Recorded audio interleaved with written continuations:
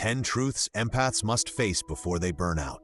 Have you ever woken up and felt like you've already lived an entire day before even getting out of bed? You haven't spoken to anyone.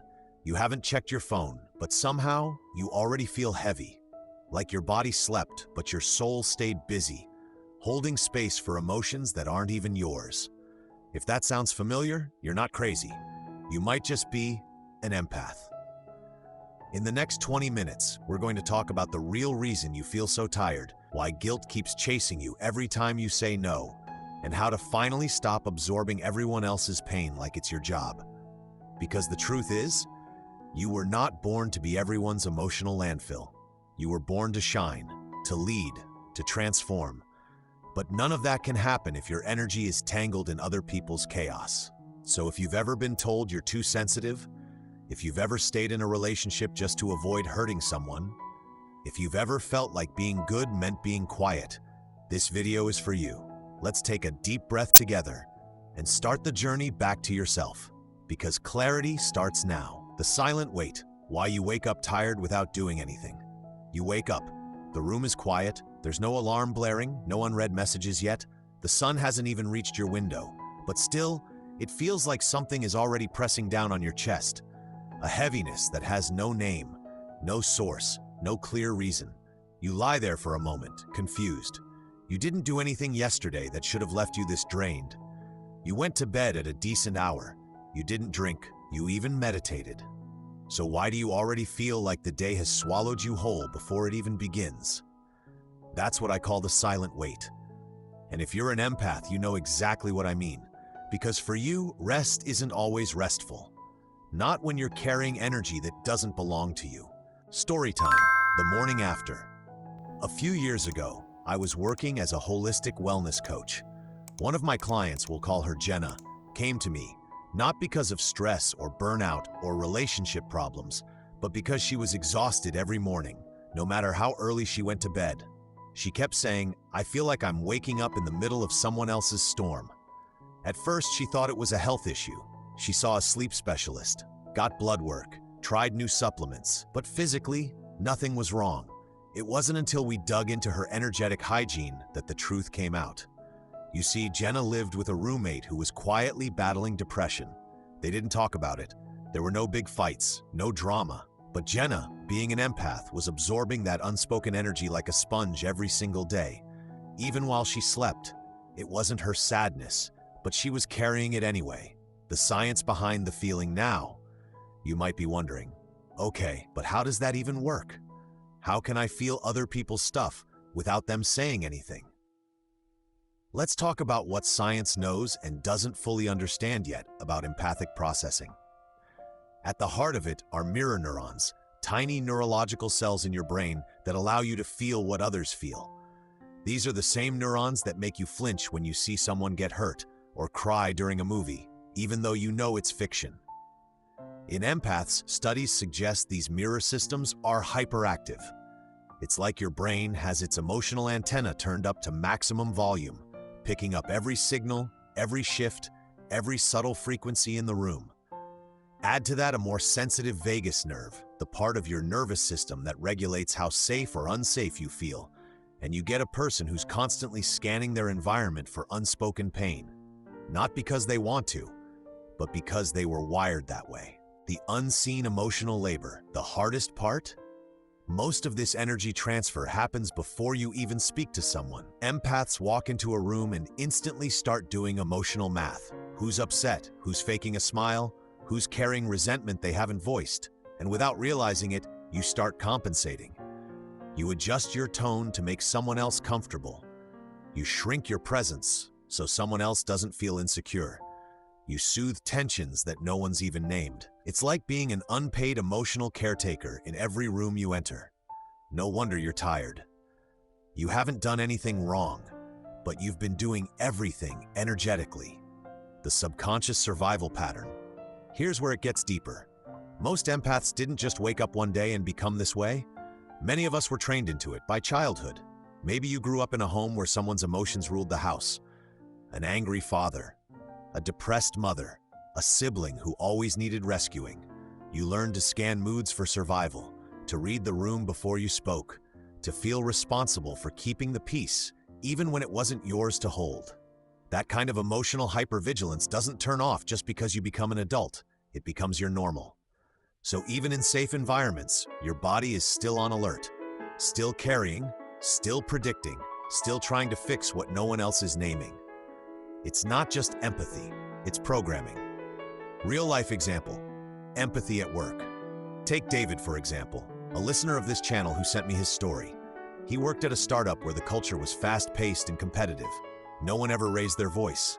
No one ever criticized him directly, but he felt this constant emotional tension from his team.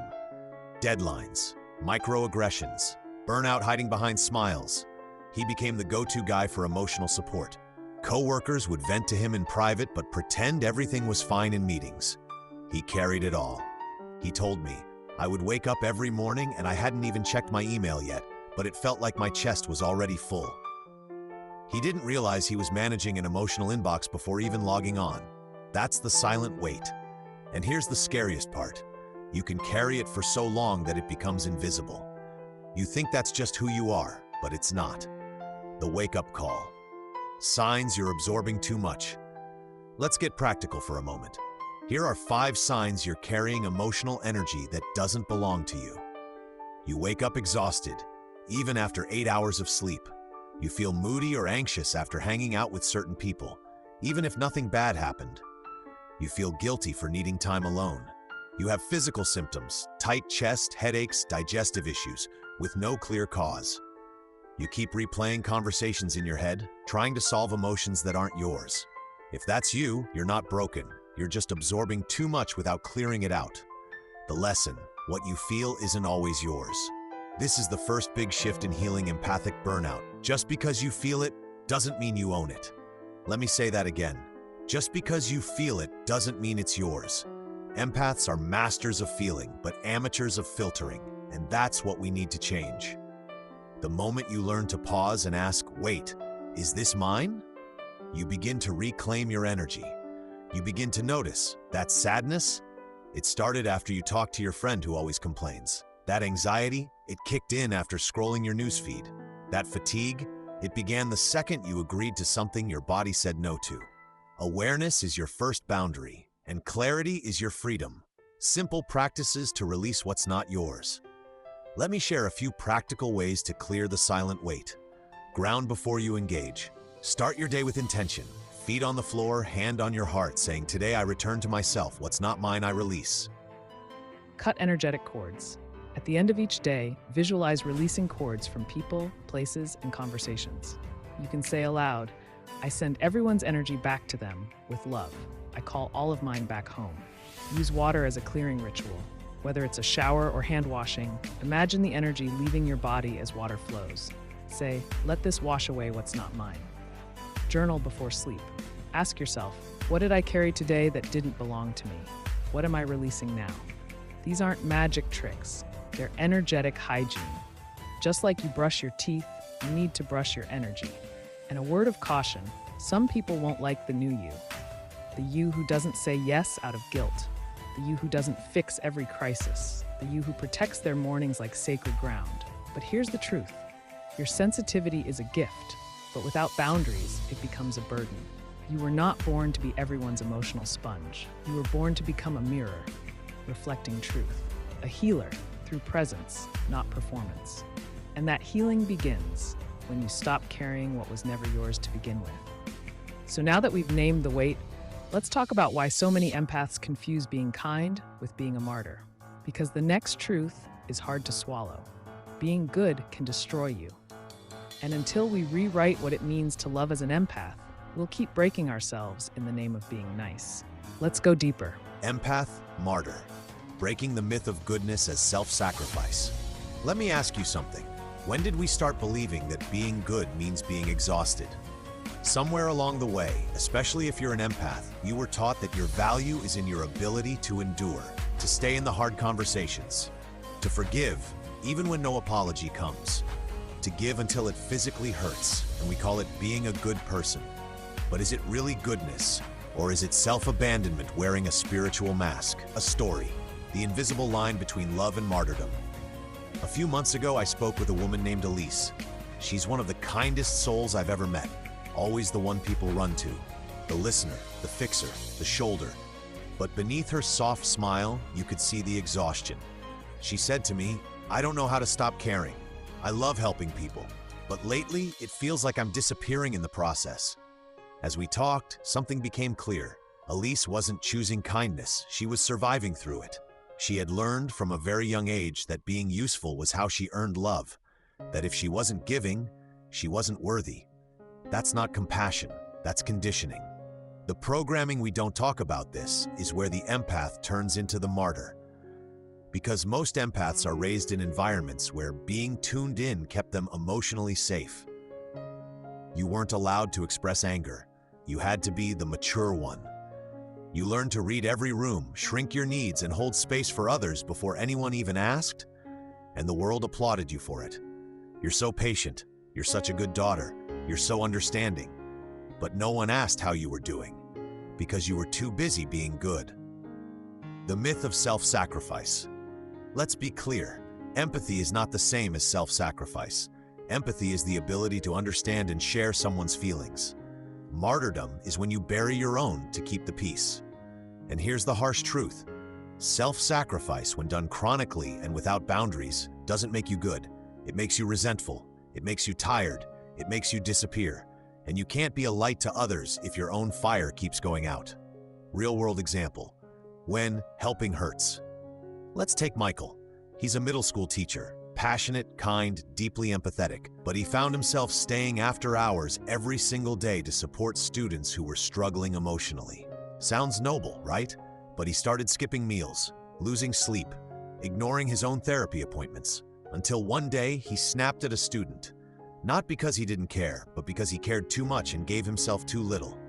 Michael told me later, "I thought I was doing the right thing, but I realized I was just trying to prove I was enough."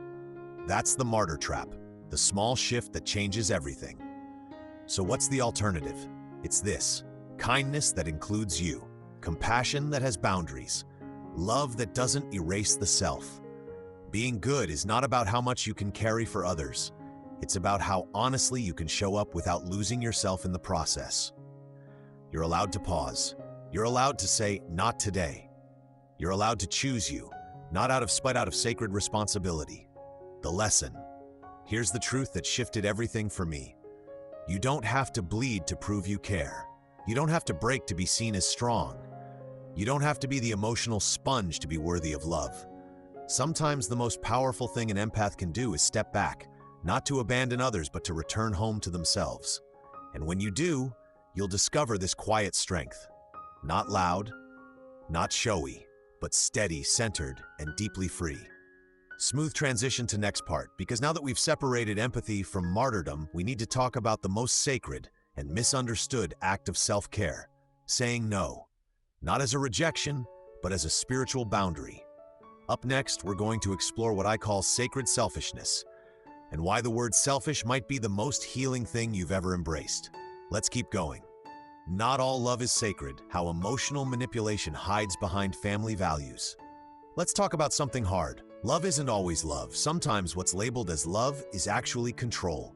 And nowhere is that more confusing than inside a family. You grow up hearing phrases like family is everything, blood is thicker than water, you don't turn your back on your own.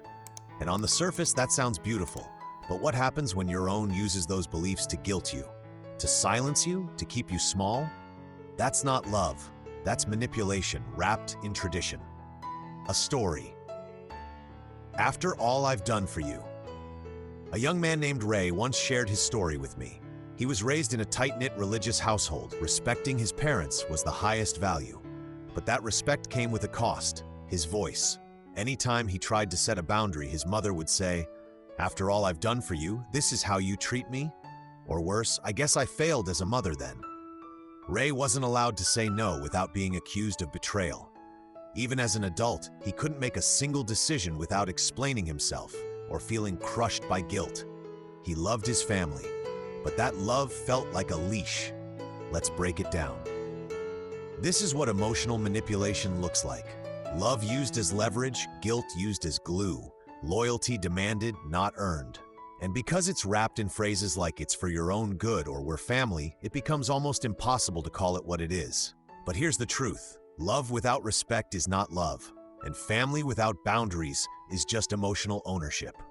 The empath's dilemma. Empaths struggle here more than most. Because you feel deeply, you try to understand everyone's pain, especially your parents. You excuse the behavior because they had a rough childhood or they didn't know better. You carry their wounds like they're yours to fix. But you are not responsible for healing people who hurt you, especially when they refuse to heal themselves. Let me say that again. You can love someone and still walk away. That's not cruel, that's clarity. The lesson sacred love uplifts. It honors your truth, even when it's uncomfortable. It doesn't demand your silence or guilt trip your boundaries. So here's the shift. Stop asking, is this person family? Start asking, is this relationship healthy? Because what you tolerate becomes your template. And if your nervous system only knows love that hurts, you'll keep attracting it, even in friendships and romance. Smooth transition to next part. So what do we do when we realize that not all love is sacred? We get clear. We learn to say no, not just as a reaction, but as a declaration of self-worth. Up next, we're going to explore one of the most radical ideas for empaths. Sometimes, being selfish is actually the most loving thing you can do. Let's talk about sacred selfishness, the myth of boundless empathy, when helping turns into self-erasure. Empathy is beautiful. It connects us, it heals, it reminds people they're not alone.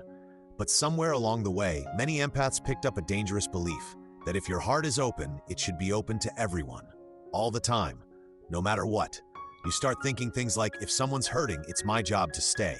If I walk away, I'm abandoning them. If I don't help, I'm a bad person. That's not empathy. That's self-erasure. A story, the fixer who forgot herself. There's a woman named Clara I used to work with. Everyone came to her with their problems, friends, coworkers, even strangers. She was the emotional anchor for her entire circle, always available, always understanding, always giving. But when she went through a hard time, a breakup, a health scare, a family issue, no one showed up, not because they were cruel, but because she had trained them that she didn't need anything, that she was the strong one, the healer, the helper. And when she finally asked for help, they were confused. They only knew how to receive her, not how to hold her. Clara didn't just lose support, she lost herself in the process of helping everyone else. The trap of unchecked empathy. Empathy without boundaries turns into enmeshment. You begin absorbing emotions, fixing problems, offering advice, even when no one asks for it. You merge with others to the point where their pain feels like your responsibility. And here's what makes it worse. Society romanticizes this. We praise the ride-or-die friend, the mom who never takes a break, the partner who gives endlessly, but nobody talks about what it costs. Your peace, your presence, your identity. Real-world pattern, the empath rescuer loop. It often looks like this. You sense someone's pain, you jump in to help, even without invitation. You neglect your own needs, they depend on you more. You burn out, you feel guilty for pulling away, you go back in. That's not love, that's a loop. And it will drain you until there's nothing left to give. The lesson: empathy is not infinite. It's a sacred resource, and just like any resource, it needs replenishment. Being loving doesn't mean being available 24/7. Being supportive doesn't mean sacrificing your sanity. You don't have to answer every call. You don't have to solve every crisis. You don't have to lose yourself to be loved. Healthy empathy says, I see you. I care, but I also care for me. That's not cold. That's courageous. Smooth transition to next part. So if you've ever felt invisible inside your own life, if you've ever lost your own voice in the process of being there for others, this next part is for you. Because the most powerful act an empath can make is learning how to say no without shame. Let's talk about what I call sacred selfishness, and why it's not selfish at all. Sacred selfishness. Why no is your spiritual armor. If the word selfish makes you cringe a little, you're not alone. Most empaths were taught, directly or indirectly, that being selfless is the highest virtue. That saying yes makes you lovable, and saying no makes you cold. But what if I told you that your no is not rejection, it's protection? Not from others, but from the slow erosion of your own soul. Because here's the truth, your energy is sacred, and no is how you guard it. A story. I didn't know I could say no. I once coached a woman named Tara. She was the go-to person in her friend group, always the one who picked up the phone at 2 a.m., always said yes to helping, covering shifts, driving someone to the airport, even if it meant skipping sleep or pushing her own deadlines. But she came to me burned out, resentful, and quietly angry at everyone. Not because they asked too much, but because she didn't know she could say no. Tara told me, every time I said yes, I felt like I was betraying myself, but I didn't want to disappoint them. And that's when I shared something with her that changed everything. Sometimes the most loving thing you can do for others is to love yourself enough to stop overgiving. Redefining selfish. Let's be clear, there's a difference between selfishness and sacred selfishness. Selfishness says, only I matter. Sacred selfishness says, I matter too. It's not about pushing people away. It's about protecting the parts of you that always give, but rarely receive. When you stop treating your time, energy, and peace as negotiable, you stop attracting people who treat them that way too. Real-world practice, saying no with grace. Let's break it down. Here's what sacred selfishness looks like in action. I can't take that on right now. I'm not available, but I hope you find what you need. I need some time for myself. That doesn't feel aligned with where I'm at. No long explanations, no justifications, no guilt. You're not rejecting them. You're just finally accepting you. It's not about pushing people away. It's about protecting the parts of you that always give, but rarely receive. When you stop treating your time, energy, and peace as negotiable, you stop attracting people who treat them that way too. Real-world practice, saying no with grace. Let's break it down. Here's what sacred selfishness looks like in action. I can't take that on right now. I'm not available, but I hope you find what you need. I need some time for myself. That doesn't feel aligned with where I'm at. No long explanations, no justifications, no guilt. You're not rejecting them. You're just finally accepting you. The lesson your no creates space for your yes, to be honest. When you say no to things that drain you, you say yes to clarity, rest, inspiration, and the people who truly see you. Sacred selfishness is not a wall, it's a filter. It lets love in, but only the kind that respects your boundaries. And when you start practicing it, you'll notice something strange and beautiful. You stop feeling guilty and start feeling free. Smooth transition to next part. And that freedom leads us to the next truth. Because even when you start protecting your time, even when you stop overgiving, there's still one thing that can keep you trapped. Emotional manipulation, hiding behind love. Especially the kind that says, but we're family. Let's talk about the difference between love that nurtures you and love that keeps you small. Coming up, not all love is sacred. Detox your energy field. Practical energy hygiene for empaths. Have you ever walked into a room and suddenly felt anxious, even though no one said a word? Or left a conversation feeling emotionally heavy, like you were carrying someone else's sadness in your chest? That's not in your head. That's your energy field, picking up what doesn't belong to you. As empaths, we don't just hear people's words. We feel their wounds, their fears, their tension, like static clinging to our skin. And if we're not careful, that emotional static builds up. Until one day, you're tired, overwhelmed, uninspired, and you don't even know why. That's why we need energy hygiene. What is energy hygiene? Think of it like brushing your emotional teeth. Just like you wouldn't go a week without showering, you shouldn't go a week absorbing everyone's energy without clearing your own. Energy hygiene is about releasing what's not yours so you can return to who you are, clear, calm, grounded.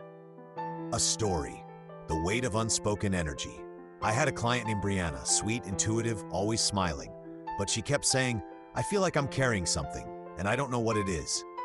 As we worked together, she realized she still had photos, letters, and gifts from an ex who cheated on her, all tucked away in her apartment. Nothing dramatic, just things she never threw out. But those items held frequency. They were silent reminders of betrayal and pain. And every time she walked by them, her energy field remembered. She finally let them go, and she cried, not from grief, but relief. Sometimes clearing energy is as simple as cleaning a drawer. Simple daily practices for energy hygiene.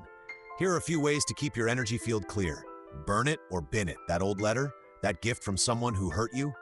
If it drains you, release it with gratitude. Salt baths or showers, Visualize the water washing away emotions that aren't yours. Say silently, I release what I don't need. Breath body scan. Pause. Breathe. Ask yourself, what am I carrying that isn't mine? Sound clearing. Play music that lifts your spirit. Let sound shift the energy in your space. Energetic boundaries mantra. Say, if it drains me, it doesn't deserve me. Simple, true, yours. The lesson, your space is sacred, so is your nervous system. You don't need to fix everything you feel. You just need to clear what isn't yours. The more space you create inside, the more your true energy can finally breathe. And when you're no longer tangled in everyone else's emotions, you'll feel something magical return. Clarity. Smooth transition to next part. And that's where we're going next. Because clarity isn't just a feeling, it's a compass. It helps you know what's yours, what's not, and what truly matters to your path. Let's explore how clarity helps you stop leaking energy and start reclaiming your direction. Coming up next, the power of clarity, how saying less gives you back your voice. The power of clarity, how saying less gives you back your voice. Empaths are often known for their words, gentle advice, thoughtful responses, deep conversations. We're fluent in feelings, but what no one tells you is this. Sometimes, the more you speak, the more you lose yourself. Because when you're constantly explaining your boundaries, over-explaining your needs, or softening your truth so others feel comfortable, you're not using your voice, you're defending it. That's not communication, that's survival. A story, the silence that spoke louder. I remember a woman named Leela, quiet, kind, incredibly wise. She used to apologize for everything. Sorry if that sounded rude, sorry for being emotional, sorry I need time alone. But one day, after years of exhausting herself trying to explain her every move, she got still. She told her friends, I'm no longer explaining who I am. That silence, it wasn't cold, it was a boundary. And something beautiful happened. The people who truly loved her stayed. The ones who needed constant justification drifted away. Her voice didn't get louder, it just got clearer. Why clarity matters. Clarity isn't about being cold, it's about being clean. With your words, your presence, your energy. It's the difference between saying, I'm so sorry, I hope this doesn't upset you, but I just really can't, I won't be able to do that. Thanks for understanding. See the difference? One leaks power, the other holds it. When you're clear, you don't have to convince, you don't have to defend, you simply are. Real life practice, speaking from center. Try this the next time you feel the urge to over-explain. Pause before responding. Ask, am I speaking from fear or clarity? Say what's true, not what's pleasing. Don't wrap your truth in cushions. Speak it with kindness and firmness. Use full-stop sentences, I need rest. I'm not available. I'll pass. No apology. No extra fluff. You'll feel awkward at first, but then you'll feel free. The lesson. Your clarity isn't rude, it's sacred. It tells the world who you are without performance. And the more you honor that truth, the more your voice comes back, not just as sound, but as presence, as purpose, as peace. You don't have to be louder, you just have to be aligned. Smooth transition to next part, because when your words are no longer scattered in over-explaining, and your energy is no longer tangled in guilt, that's when you can look at what's really been holding you back. Not laziness, not weakness, but emotional clutter. Coming up next, the guilt code, how empaths are emotionally programmed to stay small. The guilt code, how empaths are emotionally programmed to stay small. If you're an empath, guilt isn't just an emotion, it's a default setting. You feel guilty for resting, guilty for saying no, guilty for wanting more, guilty for outgrowing people who once meant everything. And you tell yourself, maybe I'm the problem, maybe I'm too much or not enough. But what if guilt isn't the truth? What if it's just programming? A story, conditioned to shrink. I once worked with a man named Evan. Brilliant, kind, creative.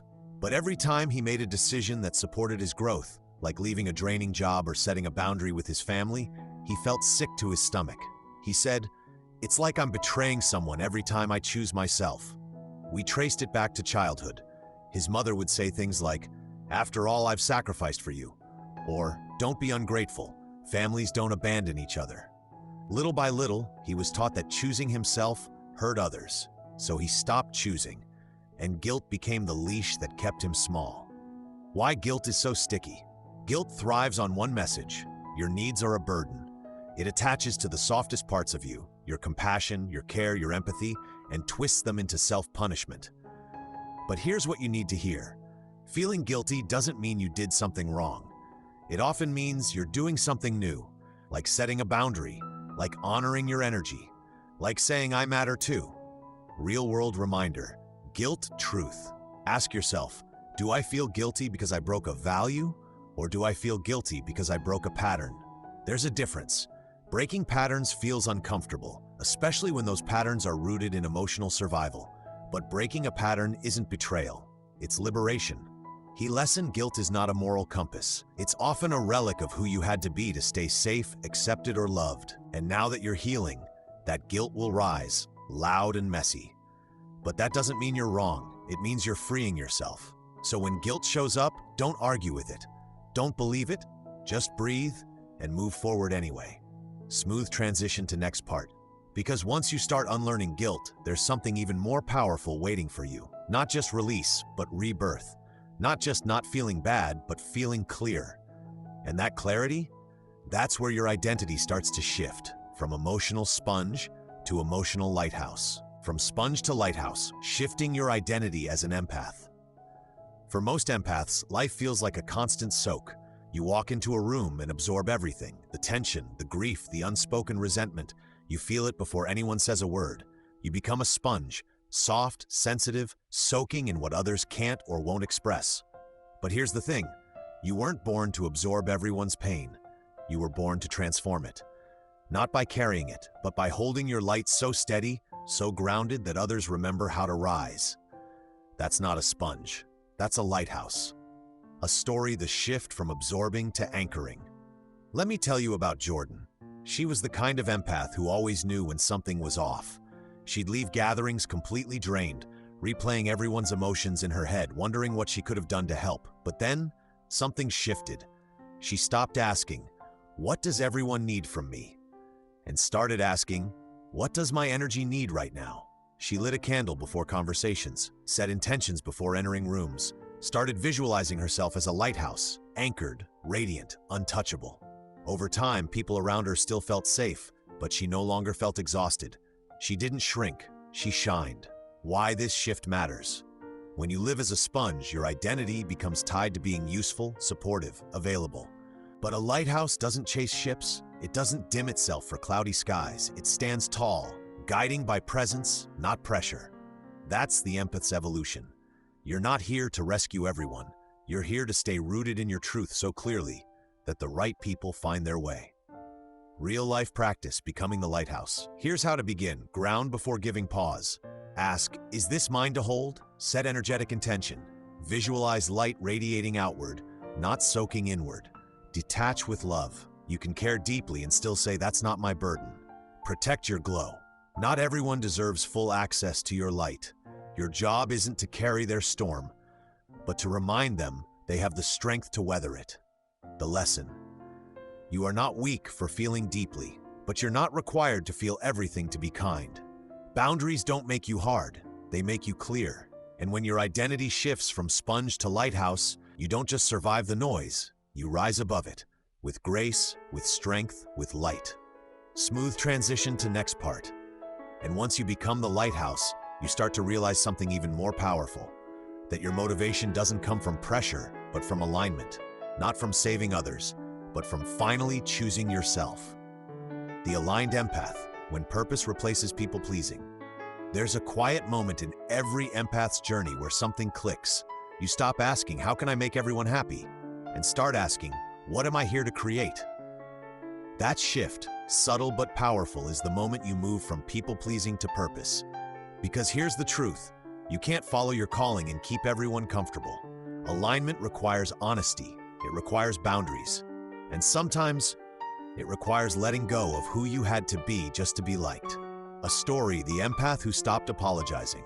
I once met a musician named Casey. She had spent years writing songs that fit the industry. Safe, polished, predictable, but nothing she made felt real. She kept asking her producer, "Do you think people will like this?" And one day he asked her something that changed her life. "Forget what people like. What do you need to say?" That question cracked her open. She started writing from truth, raw, imperfect, alive. And the more she honored her voice, the more people resonated. Not because she was pleasing them, but because she was finally in alignment. What alignment actually feels like. It's not about being loud. It's not about being right. It's about feeling like your actions, values, and energy are finally pointing in the same direction. You stop second-guessing. You stop over-explaining. You start moving from your center. And from that place, motivation isn't something you force. It flows. Real-life practice, choosing purpose over pleasing. Ask yourself, does this decision align with my values or my fear of disappointing someone? Am I saying yes from love or from guilt? If I weren't afraid of being misunderstood, what would I do next? When you live in alignment, your yes is real, your no is peaceful, and your energy stops leaking into things that don't nourish your spirit. The lesson: you were not born to be digestible, you were born to be whole. When you stop chasing approval, you make room for impact. You're not here to be everything for everyone. You're here to be exactly who you are, and let the right people find you in your clarity. That's purpose. That's power. That's peace. Purpose needs structure. Healing needs direction. And in our next video, we're going to dive into exactly that. How to build a life, and maybe even a business, that reflects your inner truth. Because aligned empaths don't just feel deeply, they build wisely.